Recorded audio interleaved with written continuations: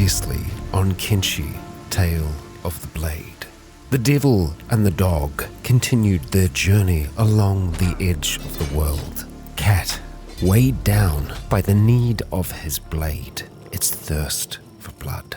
He sought to quench it out here, away from civilization and away from others who desire it. Yet their wanderings would bring them closer to civilization again, one that from the outset seemed peaceful, yet their visage was a facade, one that Cat sliced through, and that left the duo on the edge of the great desert, the sand sea in which Cat was born.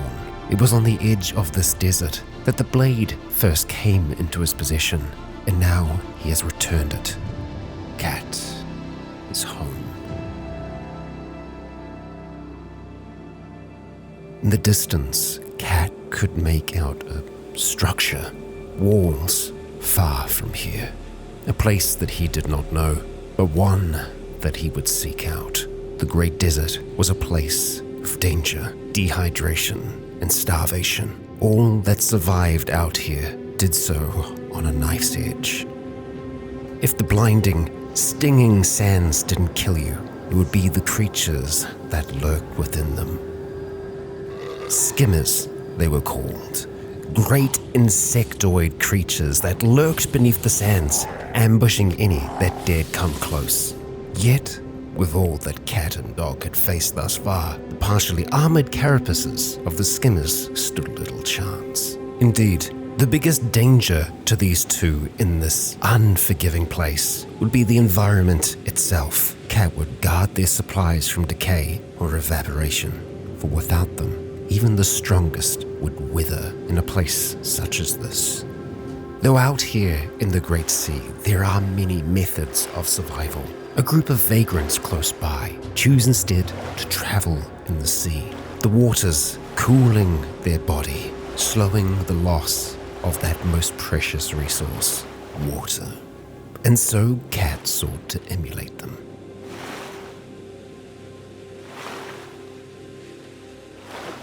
Keeping his eyes towards the horizon and the distant walls that he witnessed along the shore, the very same vagrants that they witnessed earlier set up camp, lighting their fires, raising their shelters, and not far from what appeared to be a hive village. The vagrants were not unlike Cat's family. Perhaps that's why he swims away, leaving them on that shoreline. There is fear in his mind, fear of what the blade would do. Would they seek it, or would he seek to use it on them? Both frightening prospects that Cat wasn't keen on answering. Finally, coming closer to that distant spit of land, the devil and the dog can both make out movement. Skimmers, dozens of them, stalking the sands. Perhaps they're used to finding exhausted individuals along the shoreline. Yet Cat and Dog, they were just getting started. The duo had far more fight in them yet. Even though smaller in stature, Dog was a mighty fighter in their own right. And with Cat ever close by, there was little to fear. Even so, they would need to remain cautious. The ever-changing winds brought blindness and confusion. Sometimes Cat could use it to his advantage, ambushing the ambushes, slowly but surely, working his way up the dunes. The younger of the skimmers seemed to care little for Cat and Dog, and so for now, he would leave them be, choosing instead to seek out those distant walls. Wariness was building in Cat. While traveling at night was easier, the wind seemed more excitable, unpredictable, and running with one hand protecting your eyes is far more tiring than not. Yet he knew they were close now, and as they neared those walls, nomads crested a dune. They were hivers, a caravan far from their home, and their supply of rations and food cubes would sustain Cat and Dog for many nights to come. Now that they were closer, Cat could make out the spinning turbines powering this portside town. Scattered around it, iron-rich nodes breached the desert's surface.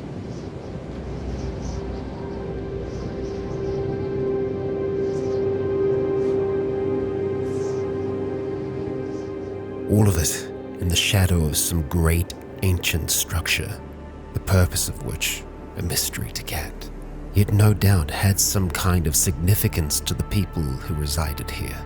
Nearing the port, Cat found himself surrounded, skimmers emerging from the sands, chittering, gnashing, quickly rapping on his helmet. Cat steadied himself against the vicious blows.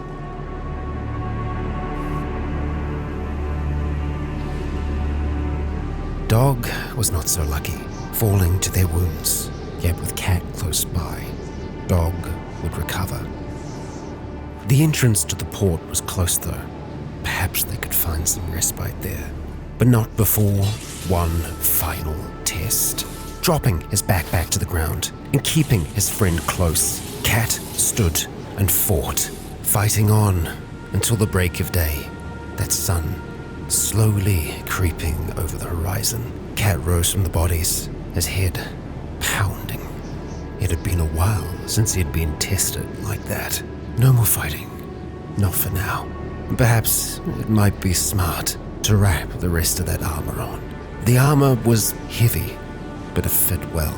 And for the moment, Cat's helmet would remain in his pack. A set of thick goggles he acquired some time ago would fully protect his vision from the sands of the Great Desert. With that, the duo left the corpses behind, trekking to the entrance of the town they would come to know as Port North. Perhaps the great concentration of metals in the sand should have been assigned to Cat, as this was no normal town. This port belongs to the Slavers Guild, a guild that Cat hadn't interacted with for quite some time. He could see their eyes gauging him.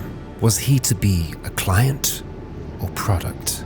Staring the men at the gate down, Cat simply requested a drink. With a grunt, one pointed towards the bar within the walls. Cat had long since been seeking a test. Perhaps this place could be just that.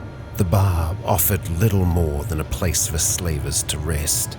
Accommodations were scarce, and with no bartender in sight, Cat was left to his own devices. Sitting quietly by himself, he contemplated his next move. Yet, he was not alone for long.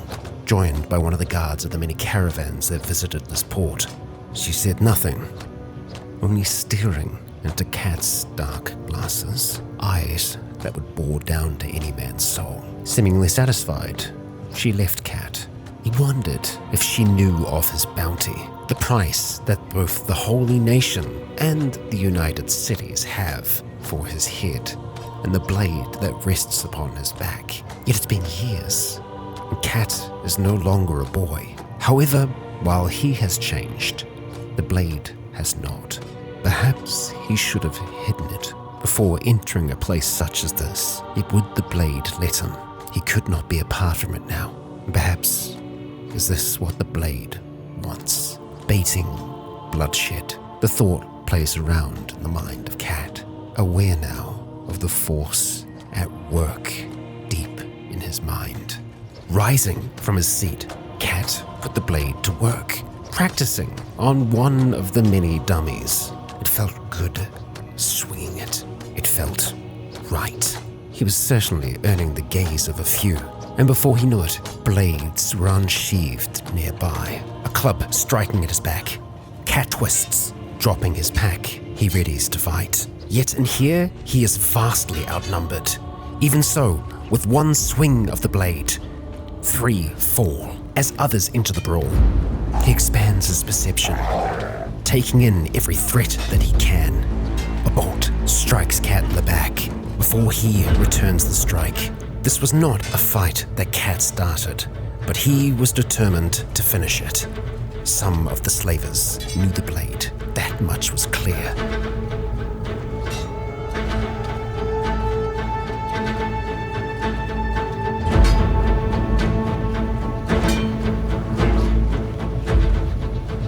Emerging from the bar, Cat caught sight of his fallen friend.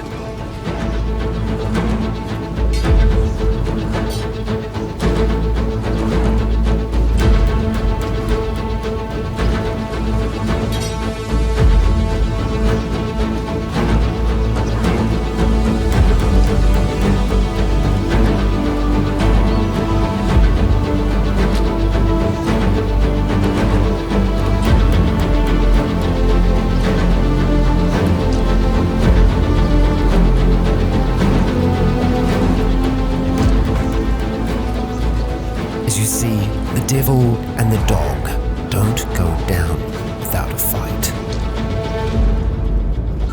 In the midst of the fighting, shouts of freedom could be heard.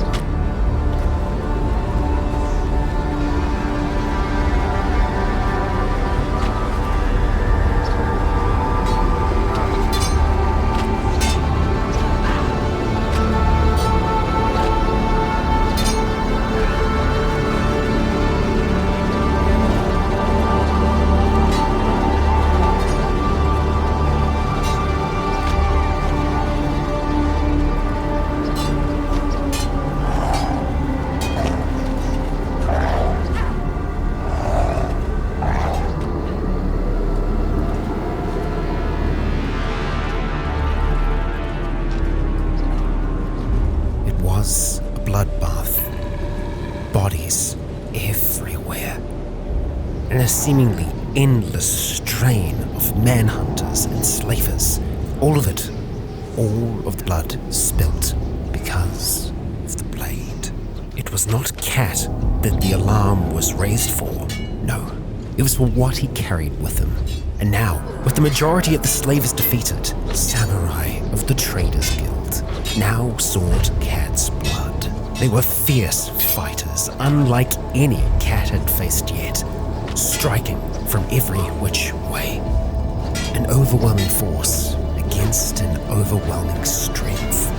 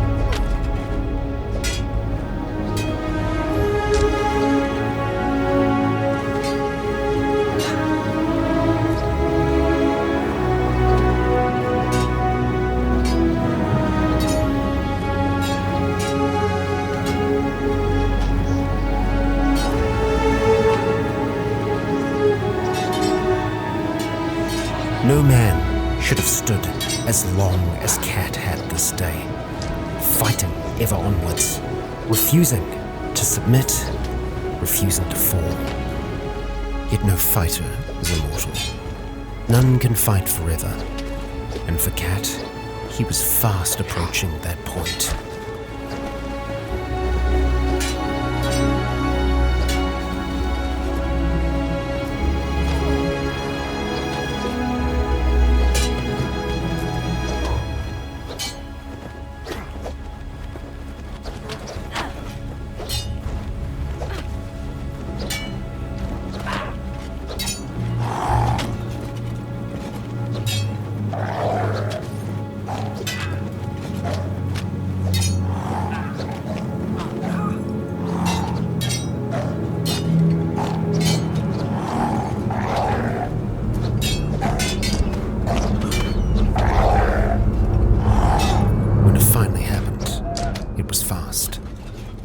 An arrow to the head. Unconscious, slowly bleeding out in a sea of bodies. A massacre of his own creation. Others fight on around him, coming to this place, to this port, at the end of the world. Cat had unknowingly started something. Slaves choose to seek their freedom out there in the unforgiving desert. While it was harsh, it offered respite from their master's whip. For the moment, the blade was lost amongst the bodies too. His body shakes, convulses. Cat is dying. Yet is this the end of his tale? To find out that, you'll need to join me in the next. As for now, our window into the world of Kenshi comes to a close. Welcome home, Cat. What an impact you've made already. And of course, Cat was only part of that impact. It truly was the blade that brought the bloodshed to Port North here. All Cat wanted was a drink. But I think we know that Cat knows better than that. He knew what would happen if he walked into this town with that blade on his back. And now, well, look at the mess that's been left behind. I would like to extend a great big thank you to the Kenshi development team as well for releasing the free camera update. It is an absolutely fantastic tool that I can't wait to experiment more with. Kenshi is all about telling stories after all, and the camera is the lens through which we do that. And I'm sure I join many other content creators in saying thank you so much. If you'd like to try out the tool yourself, it's a completely free update to Kenshi that gives you far more control over the in-game camera and allows you to do some pretty funky things, of which I'm going to attempt to do more of in the future. And as for a little bit more out of character babble, let us investigate the stats of Cat to see where we stand after all of that. As you can see, his toughness is now at 93, a strength of 84, a dexterity of 76, and a perception of 36. His katana skill is up at 73, his melee attack and defense 75 and 79. Cat is an absolute beast, and it has taken him a long time to get to this point. But with his athletics at 94 and his swimming at 90, you can see that he has been very hard at work, guided as ever by that blade. But will it mark Cat's downfall, or will he rise yet again like a phoenix? Time shall tell. And so will I, in the next, of course. But for now, I'd like to thank you all for joining me for yet another tale here in the world of Kenshi. If you enjoyed, please consider leaving a comment or a like to let me know if you enjoyed the show. It really does help out long-running series like this one. And as for now, I've been Rycon. You have all been awesome. And until next time, stay